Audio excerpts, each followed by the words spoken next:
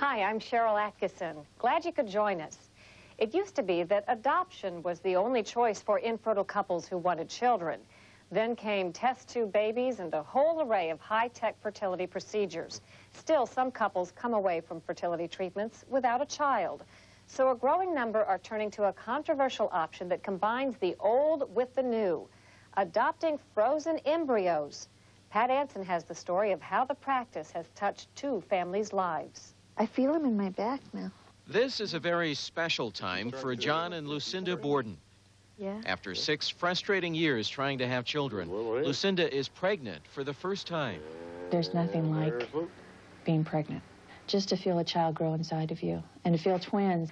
She can feel his head right here. This is no ordinary pregnancy, though. Not only are John and Lucinda having twins, the babies won't be related to either of them biologically. They're both kind of quiet, huh?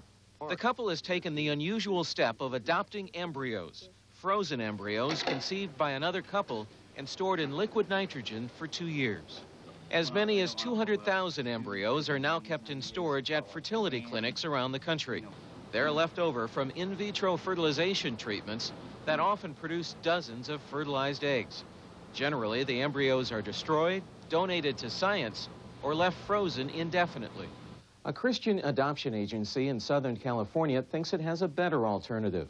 Find willing couples and good homes for the embryos and put them up for adoption. This is a very viable option for a mother who can carry a baby to term.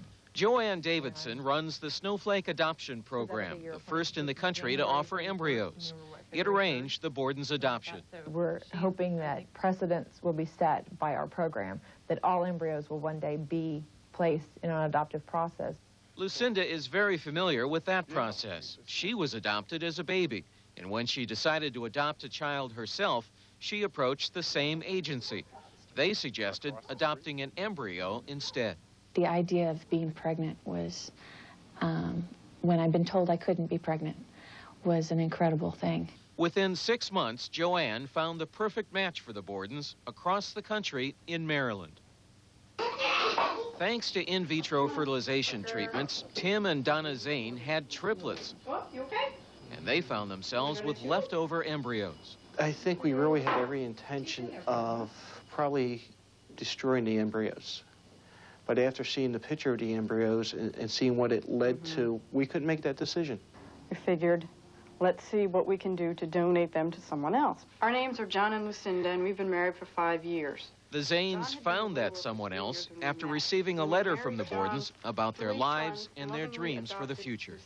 We agreed that this couple, we would like to have them adopt them. It matched our criteria. We were looking for someone that was secure in their jobs, someone with a religious background. 6 embryos were flown to California. 3 survived the thawing and were implanted in Lucinda, who was prepared for pregnancy through a series of hormone shots. 2 of the 3 implants were successful. From the moment I was implanted, I knew that there'd be twins. The Bordens may be delighted with how embryo adoption worked for them, but some critics say it's wrong to think of embryos as children waiting to be adopted. I think the notion, whether we want to look for a home for an embryo is a little strange. I mean, embryos aren't people. They're microscopic, frozen little dots, and they don't really need homes. Health law expert George Annis thinks there are too many unanswered legal and ethical questions to make embryo adoption a viable choice. Who is a child's legal mother? What's the relationship between those 2 mothers, and more importantly, between the 2 mothers and the child? What's the relationship between these genetic siblings? Should they get to know each other? Do they have a right to know each other? Psychologist Cheryl Kingsburg says these questions have left many fertility clinics uncertain what to do. In her survey of more than 100 clinics, she found that 78% now offer so-called embryo donation, where the donors truly are donors that have given up control of their embryos, and it is up to the fertility program to find appropriate recipients. In contrast, the Zanes and Bordens took part in what's known as an open adoption. Through email, they were able to share their backgrounds and medical histories and choose one another.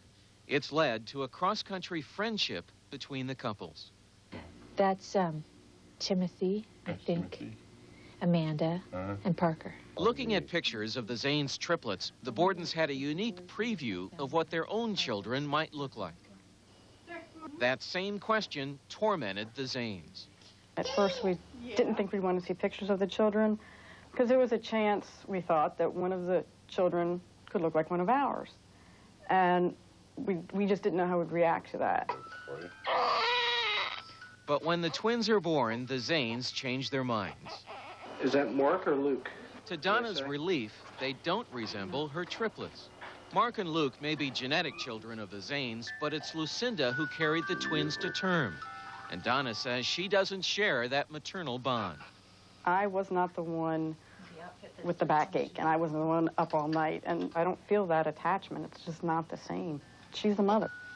In fact, the twins have two mothers, separated by 3,000 miles, but connected by a simple act of sharing. Whether the siblings will ever meet is one of many questions that both families must now decide. I always knew I was adopted and grew up secure in the fact that I was adopted. And we intend the same way to share with these how they were, how God used one family to start them and another family to grow them. If you're interested in frozen embryo adoption, the best place to start is a local fertility clinic. If they don't offer the procedure, they should be able to refer you to places that do. For more information on adopting embryos, you can call our toll-free number, which we'll give you at the end of the program. I've always wanted to know, what causes moles? That's a tough question. Everybody has moles, sometimes 40 or more.